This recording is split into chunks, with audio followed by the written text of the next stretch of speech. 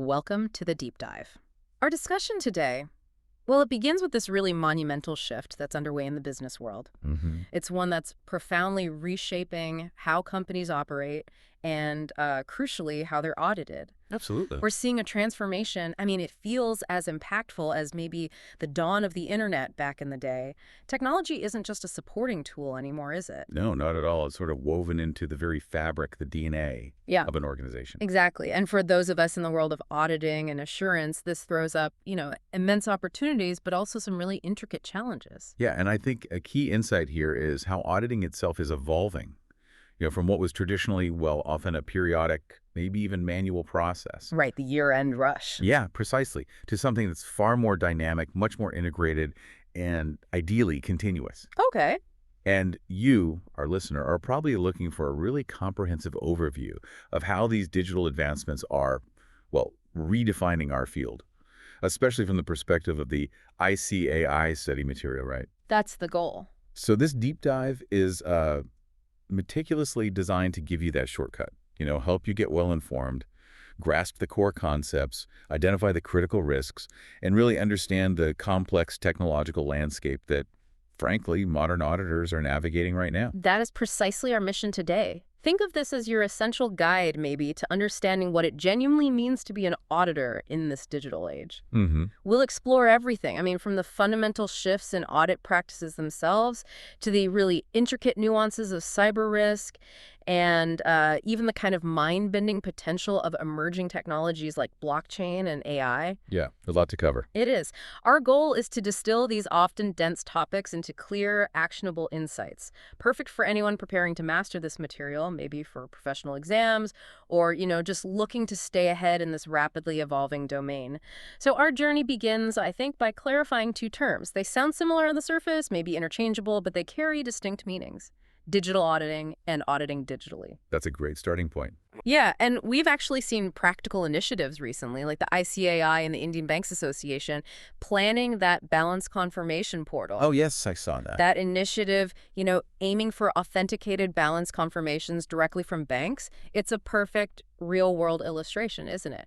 How technology is improving both efficiency and quality in our current financial ecosystem. Exactly. It's not just about transparency, though that's important. It's also about significantly reducing costs and boosting overall operational efficiency for everyone involved. You've definitely highlighted a crucial distinction there. Auditing digitally. Let's start with that one. It signifies the strategic leveraging of technological advancements to conduct, well, more effective and more efficient audits. Okay, so using tech in our work. Pretty much. I mean, just consider the explosive growth of the IT environment across, well, all sectors. Adapting and integrating technology into our auditing practices isn't just an option anymore. Frankly, it's an imminent and essential requirement. Right. This involves deploying powerful tools, things like advanced data analytics, artificial intelligence, and robotic process automation, or RPA, all designed to significantly elevate audit quality and reach. And you mentioned the traditional approach. Yeah, traditionally, our audit approach, it relied heavily on sampling, examining just a fraction of transactions because of resource constraints, time constraints. It's how it was always done. But this is undergoing a profound transformation. We're moving towards the possibility of auditing entire populations of data. And that process, well, it's only likely to accelerate as the technology matures. And just to give you a concrete example of auditing digitally, think about RPA, robotic process automation. Okay. Now, these aren't physical robots, right? They're software programs often called bots. And they're configured to perform repetitive, rules-based tasks that typically require human interaction with computer systems. So they mimic what a person does on a screen. Exactly. They operate at the user interface level, mimicking clicks, data entries, system navigations. These bots can help auditors automate some really mundane but critical tasks. For instance, they can assist in classification for risk assessment. How so? By rapidly processing vast amounts of data to identify patterns or anomalies way faster than a human could. They can also prepare detailed reports on automated controls configured within complex ERP systems like SAP or Oracle. Wow, okay. Yeah, imagine a bot logging into an ERP, navigating through different modules, extracting data on, say, user access rights, and then cross-referencing that against predefined segregation of duties rules. And then flagging issues. Precisely. Generating an exception report. Now, this is something that previously took immense human effort, meticulous manual checks, countless Oh, hours, can imagine. and now it can be done with precision and speed, often running 204/7. This frees up us human auditors to focus on the higher value stuff, like analyzing those exceptions or exercising professional judgment. Okay, so that's auditing digitally, auditors using tech to audit better. So what about digital audit? That sounds like maybe looking at it from the other side. It is indeed a different yet complementary perspective. Digital audit, in contrast, places assurance, and that's the key word, assurance on the effectiveness and the integrity of the IT systems themselves, the ones implemented and used within an organization. Right, so auditing the client's tech. Exactly. It's about ensuring that an organization's technology-related controls are robust, that its systems are reliable, and that its data is secure. The aim is to identify any gaps or risks within these systems for, continuous improvement and also to ensure full regulatory compliance. Which builds trust, I imagine. Fundamentally, Hmm. a strong controls and security posture within the digital infrastructure builds trust with all stakeholders, internal and external, investors, customers, regulators, everyone. So you can see how one feeds into the other, right? Yeah. We audit digitally using tech in our process in order to perform a digital audit assessing the client's technology-enabled processes and controls. That makes sense. They're linked. Very much so. And the advantages of undertaking a proper digital audit are quite compelling, really transformative for an organization. Such as? Well, first, it inherently encourages the auditees, the clients, to embrace and stay updated with the latest tech advancements. It fosters a culture of continuous innovation. Okay, so it pushes them forward. Right. And this proactive stance directly improves the quality of the audit opinion. Why? Because the underlying systems generating the financial information are constantly evaluated for their integrity and control effectiveness. Leads to a better report. A more reliable, trustworthy report.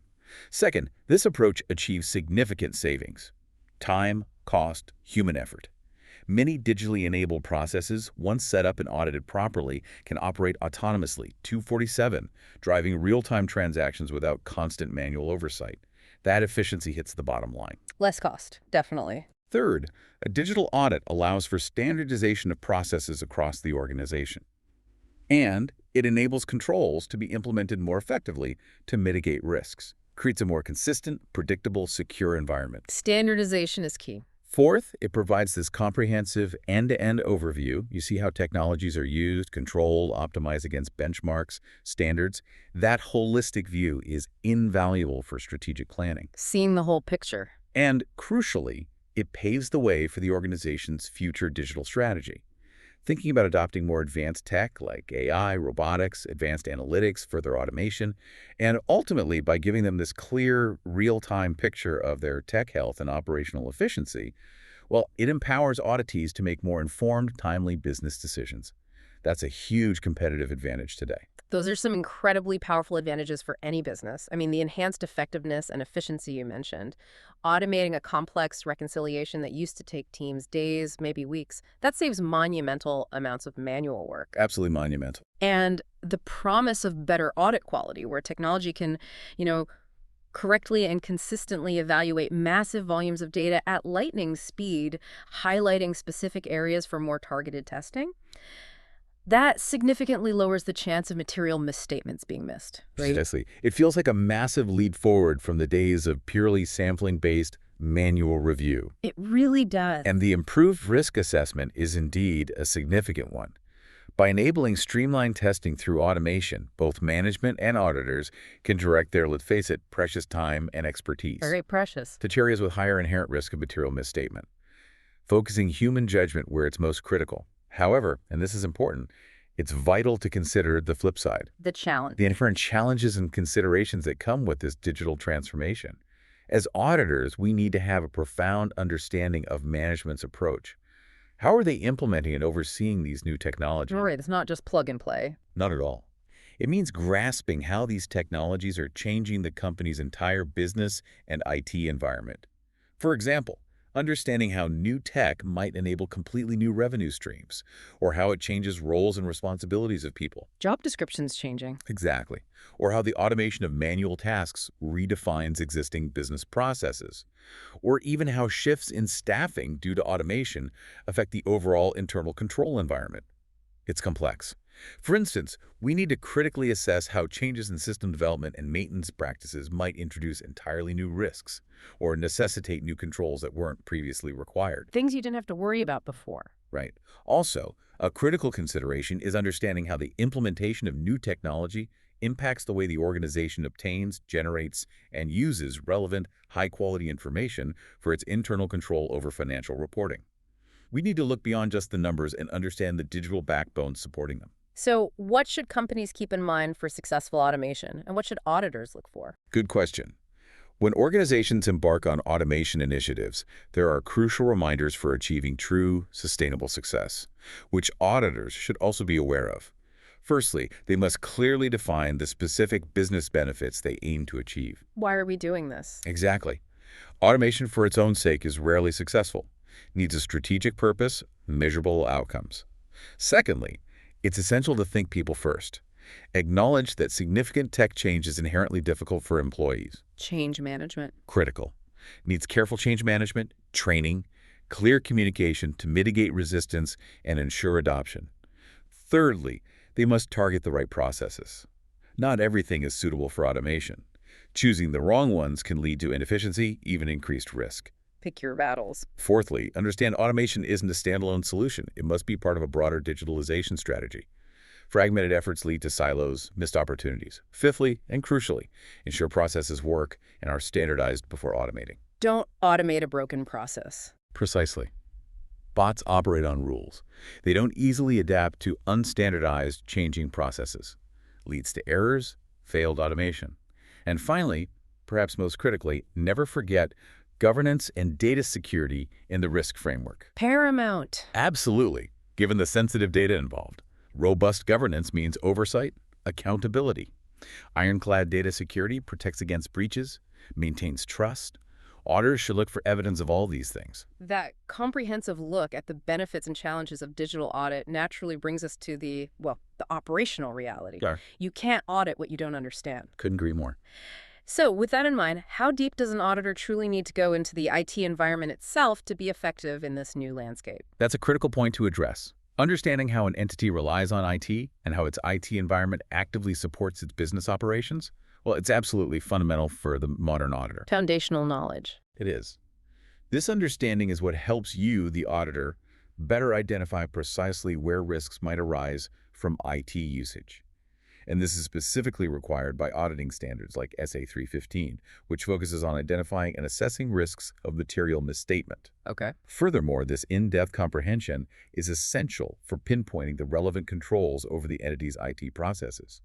And perhaps most critically, assessing the inherent complexity of the IT environment directly guides your audit planning decisions, particularly whether you need to involve specialized IT audit professionals in your team for a specific engagement. When to call in the experts. Exactly. And to be more precise, your understanding of the automated environment must include several key aspects. It goes beyond a superficial overview. First, you need to know the specific applications being used. The software. Right. Could be large ERP systems like SAP or Oracle, smaller specialized apps, or even bespoke in-house systems. And for each of these, you need details about the underlying IT infrastructure components. Databases, Oracle 19c, MS SQL Server. Operating systems, HPUX, Windows Server. Network servers, LAN WAN architecture. Storage solutions, NAS. Each component introduces specific control considerations, potential vulnerabilities. Lots of layers. Many layers. Second, you need to grasp the organization structure and governance around IT. Who's responsible? CIO, CSO. What frameworks are they using? COBIT, ITIL. Strong governance means stronger controls. Who's in charge, basically? Yes. Third, understand the policies, procedures, and processes followed within IT. System development, incident response, everything. Fourth, assess the extent of IT integration and the use of service organizations. Are systems tightly integrated?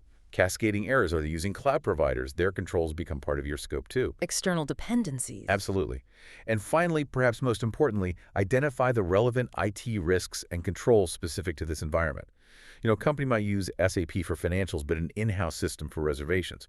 Each carries its own risks, needs tailored controls. You need that comprehensive map. So it really is about seeing the entire digital architecture, software, hardware, how people interact, how it's governed.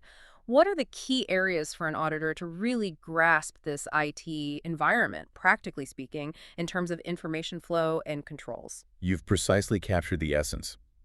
There are three key areas an auditor must focus on. First, it's about understanding the flow of transactions Following the data. meticulously, identifying the specific IT applications and the relevant parts of the IT environment that dictate how transactions and information are initiated, processed, recorded, reported. Think about a sales order, Hmm. from a web portal through order management, inventory, finally to the general ledger. Okay. Any program changes to these apps or direct data mods in the databases can significantly alter these flows, potentially impacting financial integrity. We need to map these digital pathways to see where misstatements or fraud could occur. Finding the weak points. Exactly.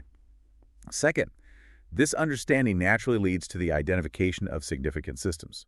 As you understand the flow of information for significant transactions, account balances, disclosures, you're simultaneously identifying the core IT applications and their supporting infrastructure that are material to the financials, Important stuff. the critical systems that warrant your closest attention and testing.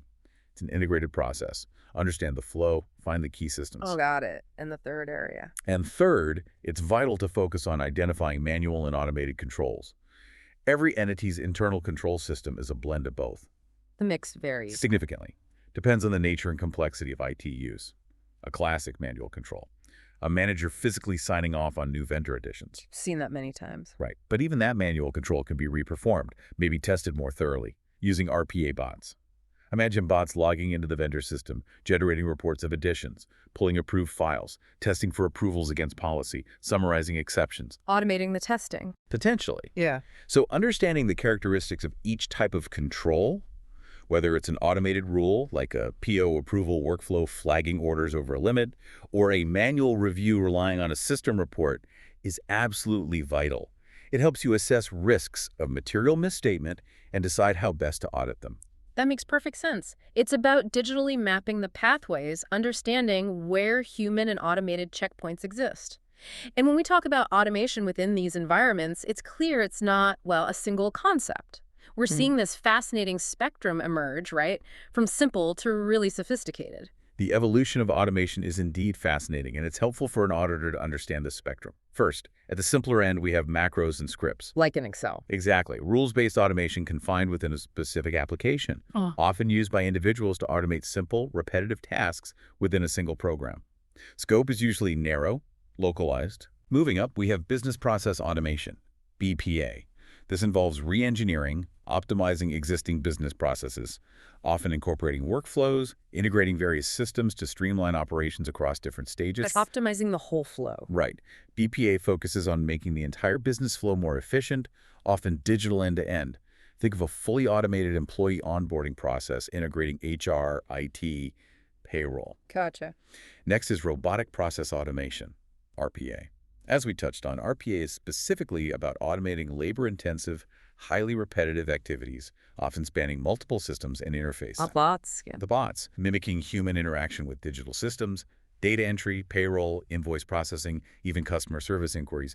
Excellent for structured, repeatable tasks. Operate 234/7, reduce human error. Big efficiency gains. Huge. And finally, at the most advanced end, we have intelligent process automation, IPA. This is where it gets really sophisticated. IPA combines RPA with cutting-edge AI technologies. Like machine learning. Machine learning, natural language processing, cognitive automation. All used to identify complex patterns, learn over time, continuously optimize workflows. IPA can handle more complex cognitive tasks, needing some judgment or pattern recognition, improving decision-making, enabling continuous process optimization. And that creates new audit challenges. Absolutely. For auditors, this last category presents some of the most nuanced challenges. The judgment of the system itself might need to be audited. It's a whole new ballgame. Okay, so with that foundation laid understanding the IT environment, the types of automation, the natural next step is identifying the risks. The risks that inevitably arise from using all this technology. What should auditors be meticulously looking for when assessing IT risks? That's a critical area, absolutely. Yeah. When identifying IT risks, you should always consider the inherent nature of the specific IT application and the broader IT environment. And it's crucial to remember, as we'll discuss more, cybersecurity risks are now fundamentally inextricably linked to general IT usage. They go hand in hand. Completely. The more automated application controls a company implements, and the more it relies on these controls for processing transactions or maintaining data integrity, Yeah. well, the higher the potential for IT-related risks if those controls aren't designed or operating effectively. Makes sense. So what are some specifics? Let's break down some of the specific risks that commonly arise from IT usage, things auditors really need to be aware of. Firstly, unauthorized access to data, The classic threat. perennial, leads to data destruction, improper changes, unauthorized transactions, inaccurate recording. Risk is particularly high when multiple users access a common database. One breach can expose so much. Yeah. Secondly, excessive access privileges for IT personnel. If IT staff have overly broad access, say they can change systems and access sensitive data, it fundamentally breaks down segregation of duties, A major weakness. creates a significant internal control weakness, opportunity for fraud. Third, the risk of unauthorized or erroneous changes. To master files, apps, the IT environment itself could be accidental human error, glitches, or malicious. Either way, impacts data integrity. Accidental or deliberate, the result is bad data. Exactly. Fourth, failure to update IT applications. Common, dangerous oversight. Missing necessary patches, security updates, upgrades leave systems vulnerable to known exploits. Prime target for attackers. Patch management is crucial. Absolutely. Fifth, inappropriate manual intervention, overriding automated processes. If done incorrectly, unauthorized, or without review, it introduces errors or fraud opportunities, bypassing the controls. Undermining the system. Precisely. Sixth, data loss or corruption. Major risk if cybersecurity controls aren't followed strictly. Sensitive data lost, encrypted by ransomware, illegal breaches manipulating data, huge operational, financial, reputational damage. Catastrophic potential. Seventh, system downtime. Caused by hardware failures, faulty configs, cyber attacks like DOS, power outages, leads to significant business disruption, Right. impacts operations, prevents transactions, hinders timely reporting. Grinds everything to a halt. Eighth, system integration and compatibility issues. Modern businesses rely on interconnected systems. Failures in one can cascade. Incorrect results from bad integration logic. Compatibility risks from different software versions, unupgraded patches across systems. The domino effect. Ninth, increased regulatory compliance risks. As IT gets complex, data-driven, regulators add more rules. Data privacy, cybersecurity reporting. Changes in laws can significantly impact the business and IT systems. Constant vigilance needed. Keeping up with the rules. And finally, performance issues. How quickly systems respond. Heavy data loads, network usage can impact performance, responsiveness, leads to bottlenecks, reporting delays, often requires expensive scaling solutions needing careful oversight. Each risk needs systematic identification and assessment. That's an exhaustive and, frankly, a bit terrifying list of potential pitfalls. And beyond just those general IT risks, there's the growing pervasive threat of cyber risks. This isn't just an IT department's problem anymore, is it? It feels like a fundamental business risk for absolutely everyone. Not at all. You're absolutely correct. Cyber risk has unequivocally become a fundamental business risk. No longer confined to the IT department silo, it directly impacts an entity's reputation, can lead to theft of highly sensitive information IP, PII of customers, employees, and cause major disruptions in automated operations, halting business completely. So auditors have to consider it. We must explicitly consider whether cyber risk represents a risk of material misstatement to the financial statements. It's an integral part of our overall audit risk assessment now. The core focus should be on understanding the specific cyber risks affecting the entity and, importantly, the actions management is taking to effectively address them. Okay. Can you break down some common attack types? Understanding the how helps us audit the what, right? Exactly. Let's quickly run through some common types of cyber attacks. First, malware, broad term for malicious software. Viruses, spyware. Right. Subsets include ransomware. It encrypts data, demands payment for the key, often via phishing or exploits, can cripple organizations. We've seen it happen. You can use stories about that. Then fileless malware. Use native system tools, memory. Incredibly hard to detect. No file to scan, very stealthy. Sneaky. Trojan, disguised as legitimate software, free downloads maybe. Installed via social engineering, creates backdoors, steals data, deploys other malware. And Mobile malware targets phones, tablets via malicious apps, vulnerabilities, phishing, unsecured Wi-Fi, steals credentials, tracks location. Our phones are vulnerable too. Very much so. Next, denial of service actually is attacks. Floods a network or server with false requests to disrupt operations. Causes downtime, resource exhaustion. Usually not data loss, but business interruption can be severe.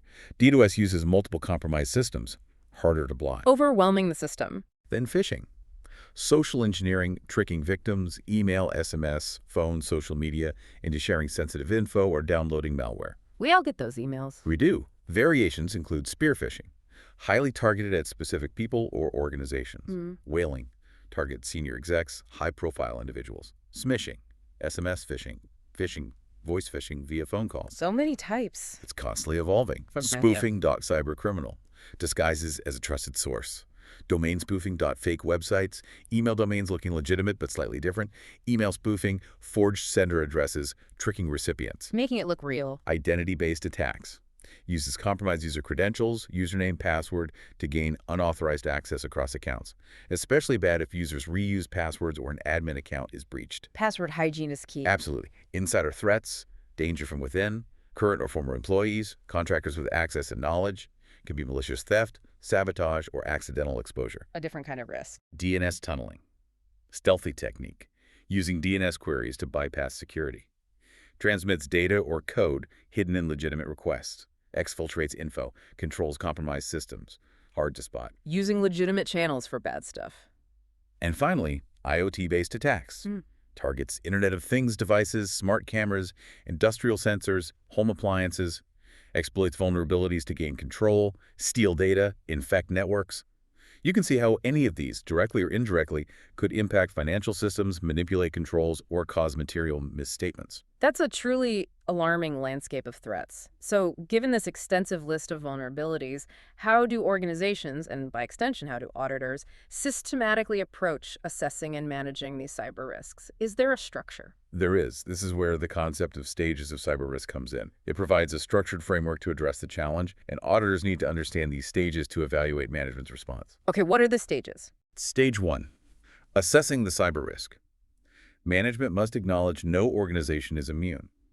Auditors assess if management understands their specific exposure, identifying common threats, ransomware disabling operations, criminals using phishing for fraud, insider threats malicious or accidental. The assessment should quantify likelihood and potential impact tailored to the entity's industry and operations. Understanding the landscape. Stage 2. Understanding the impact of cyber risk. The consequences can be devastating. We evaluate if management fully gets this. Impacts include significant regulatory costs, GDPR, local laws, severe business interruptions, lost revenue, damaged relationships, irreversible data loss, immense reputational damage, costly litigation, IP theft, competitive disadvantage, impairment charges, substantial incident response costs, investigations, remediation, breach of privacy, huge fines, and penalties from regulators. Far-reaching consequences. And crucially, even if attacks aren't directly financial, they can manipulate financial records or automated controls, indirectly causing material misstatements or impairing assets. Affecting the financials indirectly. Exactly. Stage 3. Managing the cyber risk. This involves a strategic, proactive approach. Management needs a holistic understanding of all threats, systematically assessing existing IT and cybersecurity programs against benchmarks and regulations, ensuring initiatives align with strategic objectives and critical business risks. And a key aspect, understanding which risks they choose to accept. Risks they don't fully mitigate. Right, due to cost benefit. But for these accepted risks, ensuring there are clearly documented and operating compensating controls. This shows a thoughtful, mature risk management approach. That systemic approach to risk is vital. And pulling all of this together, how does this lead us to the cybersecurity framework? Yeah. What does that entail for management's responsibilities and subsequently for our audit approach? The cybersecurity framework provides that structured blueprint for management, how they identify, protect, detect, respond to, and recover from cyber risks. It's designed as a continuous cyclical process for ongoing resilience. A life cycle. Precisely. Firstly, identify the risk. Management must ensure their risk assessment explicitly considers cyber risks, maintaining a comprehensive inventory of critical info assets, IP, patents, customer data, financial records, classifying and prioritizing protection based on sensitivity, business value, meticulously reviewing how these risks could affect internal controls over financial reporting, ICFR, establishing clear roles CISO, CIO, accountable for cybersecurity, and regularly discussing the assessment with Governance Audit Committee, Board. Knowing what you have and what the risks are. Second, protect the risk. Actively safeguarding critical assets. Implementing robust security controls, logical access, physical security, network segmentation. Effective data security controls encryption at rest, in transit, formal, ongoing training for all teams on risks and secure behavior. Prioritizing protection of material digital assets impacting the financials. Building the defenses. Third, detect the risk. Rigorous controls and procedures to identify incidents promptly. Assess impact, ensure timely disclosures. Continuous monitoring for unusual activity, SIEM systems. Up-to-date antivirus malware. Actively monitoring firewall logs. Ensuring systems are regularly updated against vulnerabilities, robust patch management. Spotting trouble early. Fourth, respond to the risk. When a material incident occurs, management needs a predefined practice plan. Clear steps to capture incident details, nature, identification scope, clear communication channels, legal, PR, governance, defined process to analyze impact, severity, assess potential litigation, regulatory costs, remediation expenses. Regular incident response drills are key. Having a plan ready to go. Finally, recover from risk. Undertaking appropriate actions to recover, ensure business continuity. After evaluating impact, communicating with regulators, affected parties. Implement the recovery plan meticulously.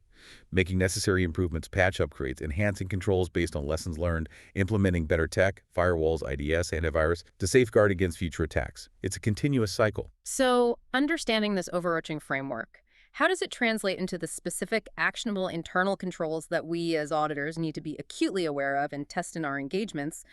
Where should our focus truly be on the ground? Right. Beyond the strategic framework, management needs very strong, specific internal controls tailored to these pervasive cyber risks. As auditors, our scrutiny should be directed at several critical areas frequently targeted by cybercriminals. Like what specifically? Firstly, we need to examine controls around vendor setup and modifications. BEC scams, email phishing often involve fraudulent requests to change vendor bank accounts or payment info. A common fraud. Very common. If funds go to the wrong place, it's a direct financial statement impact misstatement, unrecoverable loss. So in our audit, we probe who is responsible for vendor master changes. Is it centralized, consistent?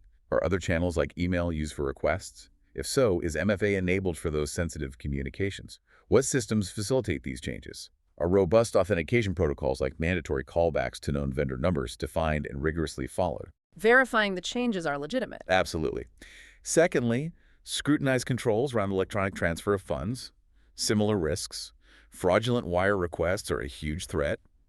Auditors need to ascertain: are personnel educated on phishing, social engineering?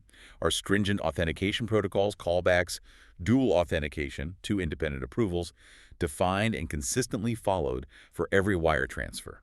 What systems initiate, authorize, release wires, and what are their security features? Locking down the money transfers. Critical. Thirdly, controls around patch management, absolutely essential. Ransomware, other attacks frequently exploit known vulnerabilities from unapplied patches. Auditors need to determine, does the entity have a comprehensive, formalized patch management program? Do they regularly run vulnerability scans? How are they notified of critical patches from vendors, Microsoft, Oracle, SAP? What's their turnaround time for applying them? Robust patch management is foundational to defense. We must satisfy ourselves it's operating effectively. Closing the known security holes quickly. Pres- That hotel wire fraud case study you mentioned from the ICAI material really drives this home, doesn't it? The CEO clicks a phishing link, credentials stolen, over 1 million gone, severe reputational damage. A classic, sadly common scenario. Yeah. The lessons learned there, the absolute necessity of staff training, mandating multi-factor authentication for sensitive actions like wire transfers, having a well-defined incident response plan, their direct, actionable takeaways for strengthening controls. Highlights how vital these measures are. Absolutely. They prevent real-world financial and operational catastrophes. Okay, moving on to another significant shift, one that was, well, undeniably accelerated by global events. The concept of remote auditing, this isn't just a temporary workaround anymore, is it? It feels like it's truly becoming a new normal for many. You're right. It's definitely more than temporary now. Remote auditing, or virtual auditing as it's often called, represents a fundamental shift. It involves auditors using online or electronic means, partially or completely, to conduct audit procedures and gather evidence. Using tech to audit from afar. Essentially, leveraging communication and collaboration tech to get evidence, review documents, conduct interviews, all with auditee participation. While adoption was certainly accelerated by, the pandemic, For sure. it's now increasingly appreciated by clients for its flexibility and efficiency. It's solidifying its place as standard practice in the modern audit landscape. So what are the unique considerations? How is it different from being on-site? There are several key considerations that distinguish it, each demanding careful attention. First, feasibility and planning are paramount.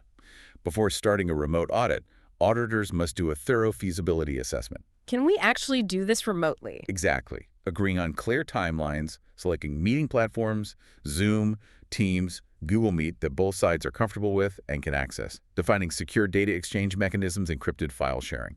Getting necessary access authorizations for client systems or documents well in advance. Crucially, ensuring the tech is usable, reliable, and both auditors and auditees have the competencies and resources, stable internet, appropriate hardware to participate effectively. Setting it up for success. And the execution phases heavily involve video teleconferencing for discussions, interviews.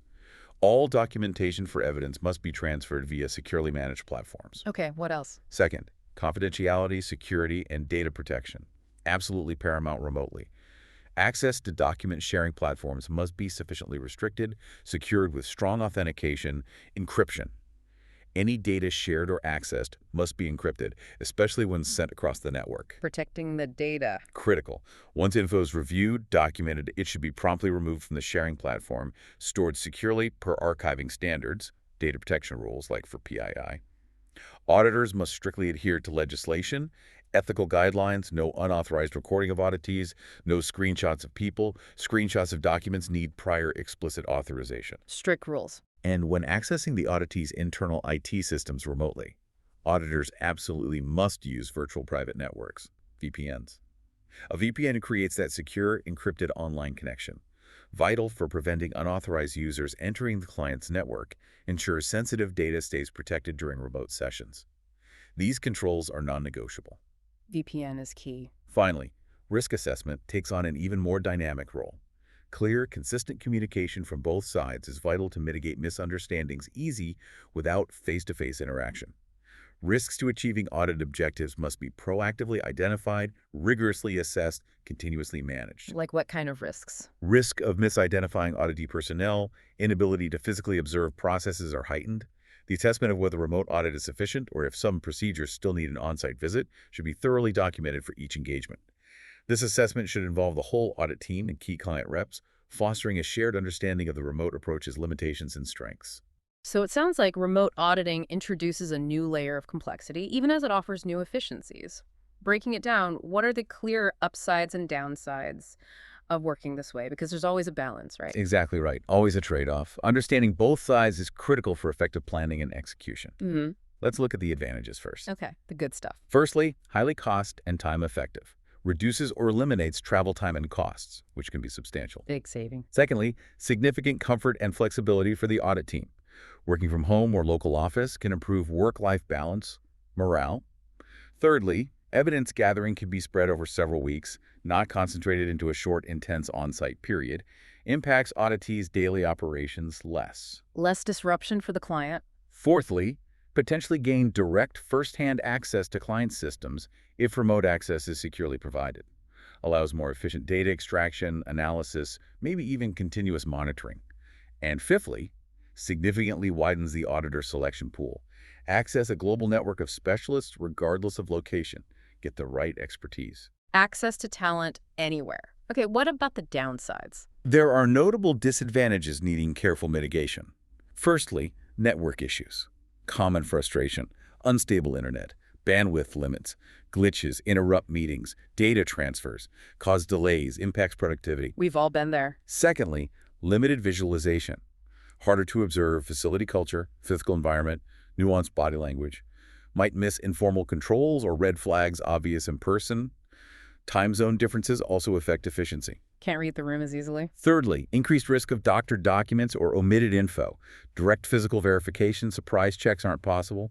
Needs additional planning, maybe different procedures to verify authenticity, demanding source documents using advanced data analytics. Harder to verify authenticity. Fourthly, remote access security concerns. Many clients won't allow external remote access due to policy or regulations. Even when granted, security and privacy must be meticulously assessed, managed, monitored. Client resistant sometimes? Fifthly, potential cultural challenges for diverse teams and lack of local knowledge laws. Regulations if auditing cross borders without local expertise can impact effectiveness, compliance. And finally, certain physical procedures, asset verification, stock takes, observing factory processes simply cannot be done remotely. Needs alternative approaches, local specialists, or limiting the remote scope. So, weighing those advantages and disadvantages, what's the fundamental takeaway for auditors? Despite the challenges, remote auditing clearly isn't going anywhere. It plays a vital part now. You're absolutely right. It's a permanent fixture. Remote auditing provides essential assurance, especially in unprecedented circumstances, and it's a significant opportunity for both organizations and auditors to leverage communication tech tools fully. And management sees the benefits too. Undeniably, management's perception is shifting. Many now explicitly value the flexibility, the reduced impact on daily activities, the cost reductions. As an auditor doing remote work, your diligence must extend to specific technical controls. Like what? Verify system network access is properly approved, configures for remote workers and the audit team. Ensure all data transferred is via encrypted means, critical to maintain privacy, data integrity. And ensure VPN access, once granted, is properly managed, reviewed for necessity, and terminated promptly when no longer needed employee leaves, engagement ends. These controls are fundamental. Maintaining security throughout the remote process. Exactly. Integrity, confidentiality, security depend on it. Okay, so as if the digital and remote shifts weren't enough, we're now seeing businesses rapidly adopt entirely new frontiers of technology, creating fresh challenges, new opportunities for auditors. We're talking about things like advanced data analytics, AI, RPA, blockchain. How are these cutting-edge innovations truly changing the game for us? That's where the audit landscape becomes incredibly dynamic. You're right. These emerging technologies are fundamentally altering the financial reporting environment and at an accelerating pace.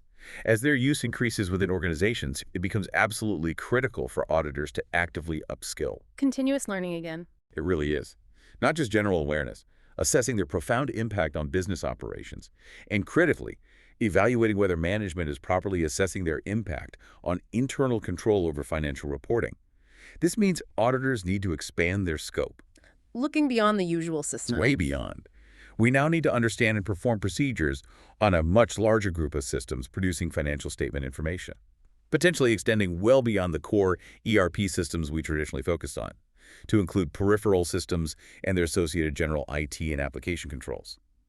These peripherals may be using AI or IoT, often feed critical data into the main financial systems. That sounds like a significant expansion of scope. Let's dive into some specifics, starting with data analytics, often called CATs, computer-assisted auditing techniques.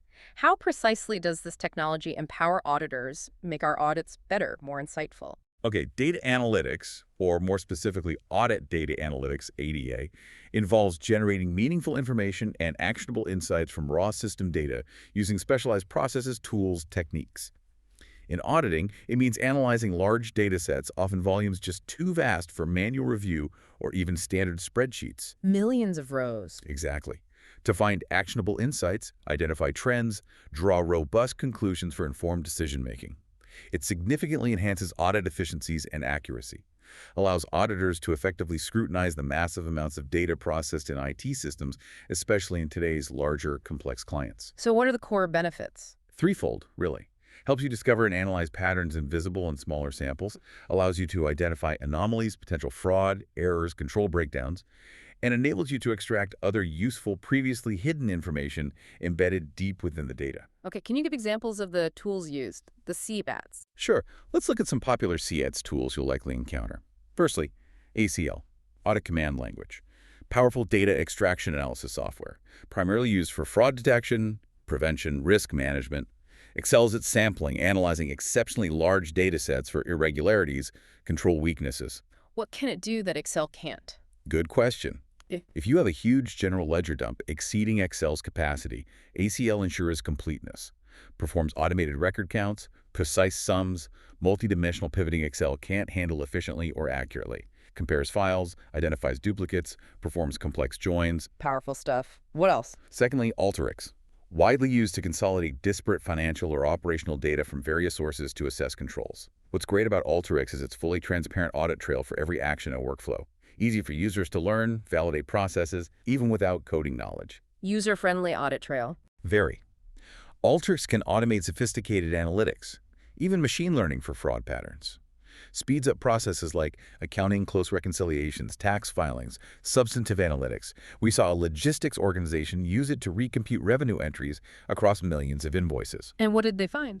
Auditors using Alteryx quickly found revenue was consistently understated. Why? An addendum with new, higher rates hadn't been updated in the billing system. Alteryx helped analyze the huge dataset to pinpoint this material risk, letting auditors focus human expertise on the control deficiency. Wow, that's impact. Thirdly, Power BI, Microsoft's business intelligence platform. Non-technical users can aggregate, analyze, visualize shared data. Auditors use it extensively to find outliers in large populations, create interactive dashboards for reporting findings to management, governance. Visualizing the data. Makes it easier to spot issues. For instance, an apparel company used Power BI dashboards to analyze sales trends.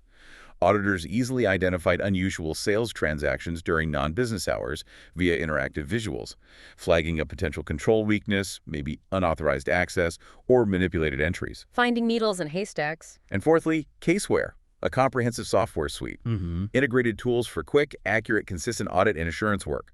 Facilitates sharing analytical insights, streamlines processes, eliminates return tasks. Integrates everything needed, linking directly to client data in real time, ensures consistency, currency, whether working remotely or in office. An integrated platform. Right. And these tools enable a wide array of practical uses in audits, like identifying exceptions, cash transactions over a limit, finding inconsistent data, non-numeric account numbers, verifying calculations, TDS rates, depreciation, checking record existence invoices without vendor names, ensuring data completeness, no null values in key fields, identifying inconsistencies, invoices out of sequence, detecting duplicate payments, flagging accounts exceeding limits. The ability to process vast data transforms our detection capabilities. That truly sounds like a powerful toolkit, shifting us from sampling towards maybe full population testing in some areas. But beyond just analyzing the data, we're seeing entirely new technologies emerge. They're fundamentally changing how businesses operate, and thus what we even need to audit. What are some of these other transformative technologies appearing on the audit radar? You're absolutely right. The landscape extends far beyond just data analytics. Several other automated tools are fundamentally changing the audit and financial reporting landscape. New opportunities, new risks. Like what? First, let's talk about the Internet of Things, IoT. Connecting any physical device to the internet and each other, coffee makers, industrial equipment, smart homes, wearables, Everything connected. creates massive data collection points. Enables new business models, predictive maintenance, usage-based insurance, significantly affects strategic objectives. For auditors, IoT means considering new, often automated payment paths, dramatically increased transaction volume generated by devices, not humans, reliance on new service providers for routing, storage, But also new risks? significant risks, device hijacking, data siphoning, DOS attacks on IoT networks, widespread data breaches from vulnerable devices, device theft leading to data exposure. The sheer volume of granular IoT data can predict breakdowns, track behavior, but raises serious privacy, security, data integrity implications for financial systems. A lot to consider there. What's next? Next, artificial intelligence, AI. Systems designed to simulate human intelligence thinking, learning, problem-solving, decision-making. Using advanced data analysis, algorithms for predictive decisions, pattern recognition, automation. Self-driving cars, smart assistants. Exactly. Siri, Alexa predicting flight prices, optimizing cleaning routes, automating customer service. For auditors, the often black box invisible nature of complex AI algorithms is tricky. We need to focus not just on output, but logical flow. Ensure no unintended bias introduced into algorithms could lead to discrimination, skewed financial predictions. Assess effectiveness, reliability, Checking the AI's logic and fairness. and searching for bugs, unintended consequences, cybersecurity vulnerabilities. Auditors need to deeply understand how AI impacts transaction flows. Is AI autonomously generating orders, approving invoices? Is it making or directly influencing material management decisions? Where does AI touch the financials? Risks include increased security entry points due to massive data needs for training, potential harm from inappropriate or biased configuration, medical diagnostics, credit scoring, significant data privacy concerns regarding consent for using personal data in training. AI brings unique audit challenges. And blockchain. Then, blockchain. Groundbreaking tech, creates a decentralized, distributed, cryptographically immutable ledger, replicates transactions across independent nodes in near real time. Each block secured by encryption, linked to the previous one. Incredibly hard to tamper with past records, The Internet of Value. essentially. Allows secure, transparent, verifiable transactions without a central intermediary. Examples: Bitcoin, other crypto transfers. Also smart contracts, self-executing contracts, terms written into code on the blockchain, automatically executing when conditions met. Okay. And NFTs fit in here. A specific, increasingly relevant application is non-fungible tokens, NFTs. Unique digital assets, art, music, game items, distinct digital signature, metadata, representing ownership on the blockchain. Non-fungible means one of a kind, cannot be replaced by another identical item. Verifiable digital scarcity. Right. Only one official owner at a time. Records can't be changed. Offers new forms of digital assets, revenue streams. But challenges for auditors. Complex ownership copyright concerns, security risks in underlying smart contracts, market maturity valuation complexities, susceptibility to online fraud manipulation. How do you audit an NFT? Audit considerations are highly specialized. Comprehensive code review of the smart contracts for vulnerabilities, contract validity and enforceability legally, data privacy issues, public blockchains, general cyber threats targeting NFT trading platforms. This sounds very technical. Can you give a broader blockchain audit example? Sure. Consider a pilot program. Indian banks using on-chain Nostro accounts with, say, XY Bank for instant 247 interbank settlements. Auditing this goes way beyond traditional bank confirmations. What would you do? First, comprehensive understanding. Program objectives, business processes, blockchain architecture, review partnership agreements, legal docs. Identify the specific blockchain platform, Ethereum, Hyperledger. Rigorously analyze the smart contracts governing settlement logic security. Assess internal controls over Nostro accounts, settlement, money transfer mechanisms, transaction finality. Review security measures, encryption, consensus, access prevention. Test transaction validity, accuracy directly on the distributed ledger. Reconcile balances across banks' records. Ensure immutability. Evaluate compliance with banking regs, KYC, AML. Assess business continuity. Disaster recovery for the blockchain. Report findings, recommendations. It's a different world from auditing a traditional ledger. Needs understanding of distributed systems, cryptography. Definitely a steep learning curve. What about RPA again? We mentioned it earlier. Finally, let's revisit robotic process automation, RPA. Software emulating human actions for repetitive tasks across systems. Interacts with apps like a human data extraction, entry, report generation, reconciliations. Enhances efficiency, control effectiveness. Bots operate 247, precision, reliability, eliminating human error for their tasks. Okay, can you give a case study for auditing RPA? A great one is auditing a sophisticated passenger ticket booking bot, maybe for an airline or railway. This AI-powered bot might handle user interaction, web, mobile, voice, natural language processing, query handling, availability, booking initiation, payment processing, integration with core systems, Amadeus, Sabre, confirmation generation, ancillary services, bags, seats, post-booking support, cancellations, escalating to humans for complex issues. That sounds incredibly complex to audit. It is extensive. Audit steps would include: define objective scope. What assertions does it impact? Revenue, cash, liabilities, review regulatory compliance standards, data protection, payment industry, PCI DSS. Identify SS risks, unauthorized access, system failures, inaccurate info. Develop comprehensive audit procedures. Review architecture design. Evaluate security, authentication, access controls, encryption. Test functionality via simulation. Test cases for booking payment logic. Assess performance under load. Analyze logs for suspicious activity errors. Examine data handling contention. Verify compliance with rules regs. Maybe penetration testing. Decide sampling methodology. Conduct audit, document findings. Compile report with recommendations. Track implementation. A very thorough process. Yeah. What are the key audit implications for RPA generally? Substantial. Auditors need deep understanding of RPA processes, data extraction, aggregation, sanitization. May need to review source code or configuration scripts for logic. Knowledge of RPA tools, UiPath, automation, anywhere. Increasingly crucial for reviewing logs, validating config controls, assessing bot privileges. And remember, general IT controls, logical access, change management, backup recovery for the RPA environment still apply and must be tested. And the common risks with RPA itself. Common risks auditors look for: operational execution risks, improper deployment, wrong tools, bot security compromised, change management risks, incomplete testing leading to inaccurate results, and RPA strategy risks, setting wrong expectations, unrealistic goals. It's clear that auditors aren't just looking at ledgers anymore. They're deep in the weeds of code, digital processes, complex algorithms. And what's particularly powerful is how these emerging technologies like RPA aren't just replacing manual tasks, but also creating this powerful synergy when combined with traditional accounting standards. Precisely. The integration of RPA with established accounting standards like INDAS, frameworks like IFCOFR, and the standards on auditing. It's a prime example of this synergy. RPA can significantly enhance audit efficiency and accuracy by aligning automated workflows directly with these intricate frameworks, allows for continuous compliance monitoring. We could illustrate this with IND AS 16 on property, plant, and equipment. Okay, walk us through that. How can RPA help with INDAS 16? Let's break down how RPA can be leveraged by management and subsequently audited by us, referencing specific paragraphs. Para 6, definition of PPE. RPA bots can monitor asset registers, purchase orders, identify potential PPE items, cost components, cross-reference against capitalization criteria, automates verifying completeness, auditors test the bot's logic, scan completeness. Finding all the assets. Para 7, recognition criteria, probability of future economic benefits, reliable cost measurement.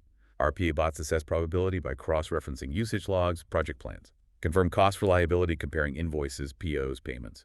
Automates much of the initial assessment. Auditors focus on judgment. Automating the checks. Para 8, cost measurement.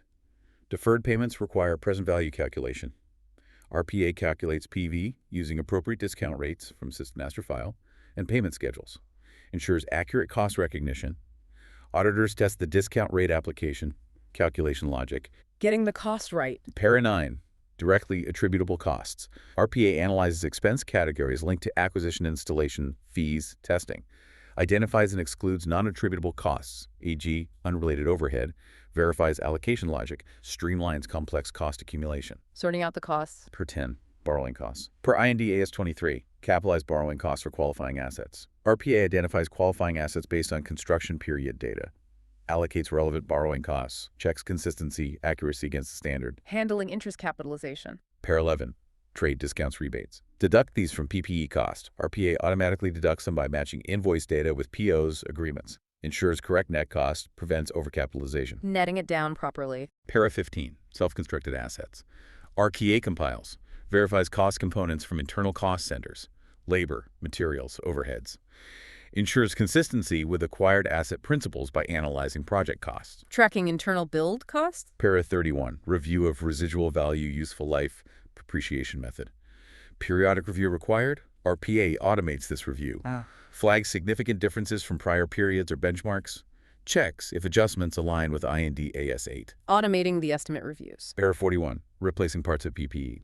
Capitalize replacement cost. Derecognize old parts carrying amount. RPA tracks replacement costs, ensures old part derecognition, assesses future benefits from the new part using maintenance records. Managing replacement. Para 57, derecognition of PPE. Verify derecognition of disposed retired PDE against disposal records. RPA calculates gain-loss, proceeds versus carrying amount. Confirms recognition in P&L in correct period. Handling disposals correctly. This integration shows RPA makes audits more efficient and more precise in adhering to complex standards. Allows auditors to focus on higher-level judgment, overall control, environment assessment. That's an incredibly detailed breakdown of how RPA can integrate with specific accounting standards, truly enhancing precision. Okay, pulling all of this together. With all these opportunities from new technologies, there also comes substantial risks. How should auditors fundamentally approach control considerations in this dynamic, evolving environment? That's a critical question, and it speaks to the very strength of our profession. Assessing risks and controls. When addressing technology risk, auditors must focus on several key control considerations, each demanding deep, nuanced understanding. First and foremost, you need a holistic understanding. Changes across the industry within the client's specific IT environment. The bigger picture. Exactly. Not just identifying new software, grasping how changes impact the entire business model, operational processes. Without this comprehensive understanding, impossible to effectively evaluate management's processes for initiating, processing, recording transactions, and consequently impossible to design appropriate, relevant audit procedures. You simply can't audit effectively what you don't thoroughly comprehend. Understand first, then audit. Second, auditors must proactively consider the unique risks specifically resulting from new technologies. These aren't always the same as, and can be significantly different from, risks in traditional legacy systems. New tech, new risks. Right. Risks of blockchain immutability differ from data manipulation risks in a traditional database. Risks of algorithmic bias in AI differ from human error in manual processes, applying old methods to new tech without adaptation. Recipe for missed risks. Can't use the old playbook. Third, it's increasingly crucial to determine whether digital upskilling for the audit team or involving specialists is necessary. Cybersecurity experts, data scientists, IT audit specialists. Bring in reinforcements. When needed. No single auditor can be expert in everything. Their expertise is vital to accurately assess new tech impact, assist in complex risk assessment, thoroughly understand design, implementation, operating effectiveness of tech-based controls. This multidisciplinary approach ensures a comprehensive, competent audit response. That guidance on seeking specialized expertise is vital. So what are some of these specific technology risks that would typically require auditors to test appropriate controls, especially when we're relying heavily on digital systems for financial reporting? When relying on digital systems, auditors need to focus control testing on several key areas representing significant tech risks. Firstly, reliance on systems or programs that are inaccurately processing data or using inaccurate data. Foundational. Flawed data or logic means flawed reports, potential misstatements. We test controls for data integrity source to processing. Garbage in, garbage out. Precisely. Yeah. Secondly, unauthorized access to data. Pervasive risk. Leads to destruction, improper changes, unauthorized transactions. High risk in common databases. Controls around logical access, user provisioning, monitoring are critical. Protecting who sees what? Thirdly, possibility of IT personnel gaining access privileges beyond their duties. Insufficient segregation of duties. If IT can change systems and impact financial data, significant weakness, we examine access matrices, review user activity logs. Checking for conflicts. Fourth, unauthorized or erroneous changes to master files, apps, IT environment. Directly impacts accuracy. Controls over change management, version control, data validation are key. Controlling the changes. Fifth, failure to make necessary or appropriate changes, patches, upgrades, leaves systems vulnerable or non-compliant. We assess patch management, system maintenance. Keeping systems up to date. Sixth, inappropriate manual intervention bypassing automated controls. Introduces errors, allows fraud. We look for controls around exceptions, overrides, supervisory reviews. Watching the overrides. Seventh, potential loss of data or inability to access required data. Disrupts business reporting, needs robust backup recovery controls, business continuity disaster recovery plans. They need a safety net. Eighth, risks introduced when using third-party service providers. Cloud, managed IT data centers. Their controls become part of the entity's environment. Auditors review SOC reports, understand entity's oversight. Checking the vendor's controls. And finally, the broad category of cybersecurity risks we discussed. Permeates everything. Requires robust controls for protection, detection, response, recovery. Auditors must test comprehensively. Those are clear, practical areas for audit focus. So, wrapping up this critical section, what are the absolute key steps or crucial reminders for auditors to take in this constantly changing technology environment to ensure they remain effective and relevant? That's where it truly gets interesting, especially for your professional development and exam prep. As auditors, gaining that profound understanding of tech's impact on business, internal controls, financial reporting requires a disciplined, evolving approach. Here are the crucial reminders for your audit methodology. Okay, lay them out. Firstly, maintain sufficient professional skepticism. When reviewing management's risk assessment for new systems, tech implementations, don't just accept their assertions. Challenge assumptions, probe deeply, seek corroborating evidence, especially given the complexities, rapid evolution, often invisible nature of new tech. Question if management truly understands the implications of new AI or blockchain. Don't just take their word for it. Secondly, deeply understand the direct and indirect effects of new technology, not just where it operates, how it's used impacts your overall audit risk assessment. New tech alters business models, creates new revenue streams, changes customer interactions, reshapes operations, all altering inherent and control risk profiles. Seeing the ripple effects. Thirdly, specifically understand how new tech impacts the flow of transactions. Trace transactions through complex automated pathways. Assess the completeness of in-scope ICFR systems. Are all relevant systems feeding financials truly in scope? Then design a sufficient, appropriate audit response addressing these tech-enabled flows and risks. Might mean reevaluating sampling for full population testing with data analytics. Adapting the audit approach. Finally, rigorously assess the appropriateness of management's processes for selecting, developing, operating, maintaining controls related to technology. moves beyond testing individual controls to evaluating management's fundamental approach, tech governance, project management for tech implementations, ongoing monitoring based on how extensively tech is used across the business. Looking at their whole tech management process. Exactly. It's a more holistic view. We've covered a remarkable amount of ground foundational shifts, cyber risks, transformative tech like AI, blockchain. But beyond what we've delved into today, the future of technology and auditing is moving incredibly fast. What else should we be aware of that's on the horizon, potentially redefining our role even further? Indeed, the frontier is constantly expanding. While some areas like quantum technology are, well, on the distant horizon, though, they'll eventually have profound implications for cryptography, security, A bit further out. a bit further out. But there are other technologies with more immediate, tangible impact on current and near-future audit practices. Like what? One area is drone technology, no longer just for surveillance, increasingly adopted for operational purposes relevant to auditing. Stock counts, especially in large warehouses, remote locations, hazardous environments, construction sites, mines, Flying robots for inventory. pretty much. Payload capacity allows high-res cameras, thermal sensors, LiDAR scanners, photograph, physically examine large quantities of fixed assets, inventory. Drone data can be combined efficiently with QR readers, bar scanners, manual counts. Optimizes data quality, consolidates info from vast areas, enhances execution speed, accuracy for inventory asset verification, cost-effective alternative to traditional manual counts. Interesting application. What else? Then there's augmented reality, AR. Overlays digital elements onto the real world, viewed through devices, phones, tablets, headsets like Apple's Vision Pro. Like Pokemon Go, but for business. Exactly. Unlike VR, AR enhances surroundings, doesn't replace them. Potential is huge. Architects see plans superimposed on construction sites. Businesses offer interactive product previews, try-on furniture at home. Healthcare. Surgeons see real-time patient data, 3D models overlaid during operations. How do auditors use it? Could enable virtual walkthroughs of client facilities, overlaying financial data onto physical assets during inventory counts or factory visits. Real-time verification, enriched contextual info. Immersive auditing. And closely related is virtual reality. VR Yeah. goes a step further, completely replaces the real world with a simulated immersive environment. Headsets block out surroundings, explore virtual world, simulate experiences flying, virtual meetings, Fully digital world. applications across sectors, architecture engineering, immersive design reviews, business, product customization, virtual showrooms, remote collaboration, healthcare, surgical training, therapy. For auditors, VR could enable immersive training and simulations for complex scenarios, or even virtual site visits for high-risk assets.